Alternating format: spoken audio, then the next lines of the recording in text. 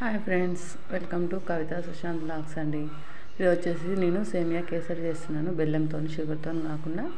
ఒకసారి మీరు కూడా తప్పకుండా ట్రై చేయండి. కొత్తగా నా ఛానల్ చూసినట్టయితే సబ్స్క్రైబ్ చేసి లైక్ చేయండి ఫ్రెండ్స్.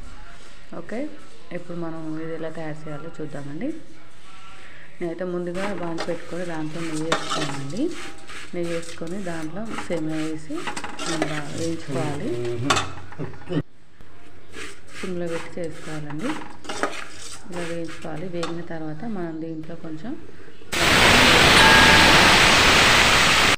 ఎక్కువ వేయద్దు, మరి కొంచెం వేసుకోవాలి. వేసుకొని ఆ వాటర్లో ఉడకనియాలి. ఉడికిన తర్వాత కొంచెం బెల్లం వేసుకోవాలండి. బెల్లం వేసుకున్న తర్వాత ఇలాచి ఒక 2 నలగొట్టి వేసాను నేనైతే. అది బాగా కలుపుకున్న తర్వాత ఇలాచి వేసుకోవాలండి దీంట్లో. ఇప్పుడు చూడండి, ఇలా చేసుకొని అంతా ఒకసారి కలుపుకోవాలి. ఇలా ఉంచిన తర్వాత, ఇలా అయిన తర్వాత మనకు ఇలా ఉన్న స్టేజ్లో మనకు కొంచెం బెల్లం ఉంది కదా, అది మొత్తం కరగాలన్నమాట. మనం అప్పటి వరకు స్టవ్ పైన కలుపుకుంటూ ఉంచుకోవాలన్నమాట.